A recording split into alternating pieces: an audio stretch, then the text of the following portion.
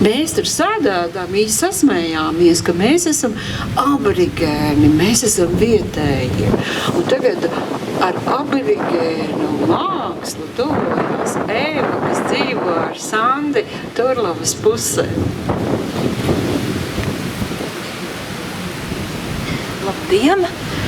Es bērnībā lasīju ļoti daudz pasakas, un tagad pēc 50 es arī dzīvoju pasakā, jo man ir izdevies, pateicoties Sandijam, realizēt tādu lietu, kā dzīvot dabā.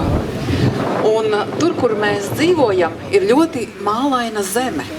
Un trakākais tas, ka uz to vietu ir vajadzīgs ceļš. Un tā es pievērsu uzmanību akmeņiem. Tagad ir tā, ka es ieraugu uz lauka akmeni un man deg siekala, jo es skatos, vai viņš derēs tam ceļam par pamatu vai nē. Lieku ķerrā un vedu uz ceļa.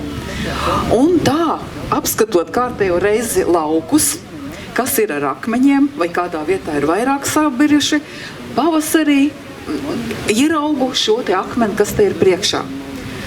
Uz lauka ir daudz akmeņa. Šobrīd, ja kādreiz ar piekabi brauca un lasīja akmeņus un veda maliņā kaudzē, tad tagad ir tāda tehnika, kas stumj atpakaļ akmeņus zemē.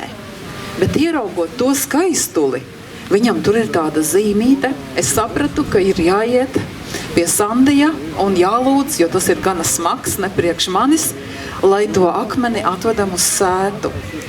Un tā es tiku, es domāju, pie savu laimīgā akmens, jo viņam ir tāda zīme, kur katrs saskata kaut ko citu.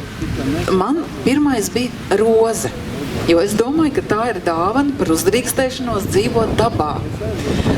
Un tad es sapratu, ka tie ciemiņi, kas pie mums atbrauks uz Kamenes Samtenes akadēmiju, mums tur ir tāda pļava, kur lido ļoti daudz kamenes un dzīvo, lido.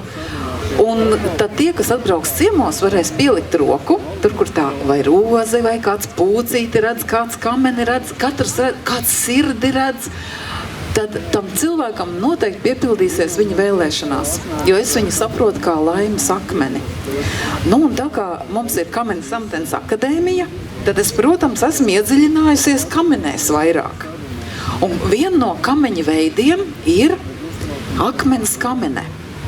Un akmens kamenes, viņas ir vairākas, bet vienas no akmens kamenēm ir tādas, kas aiziet uz citu ligzdu, kur jau ir kādas citas kamenītes uztaisījušas, iedēja tur savas oliņas, un tās svešās kamenītes uzaudzina akmens kamenes, jaunās kamenītes.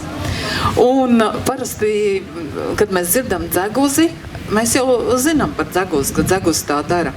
Bet par to, ka ir tādas kamenītes, tieši akmens kamenes, kas tāpat dara kā dzeguzes, par to mēs mazāk zinām. Un es priecājos, ka manā šajā dzīves pasakā es zinu par kamenēm, ka man šopavasar no zemes izaug ārā šis skaistais laimes akmens, un es saprotu, ka tiešām ir realizējies tas, ko es bērnībā lasīju pasakās, ir noticis brīnums. Un es visiem vēlu brīnumu, un tie vislielākie brīnumi ir dabā. Dzērves, gulbji, pat vārnas ir tik smieklīgas, kamenes lido, un lai Latvijā tā vēl ir ilgi un ilgi. Paldies jums!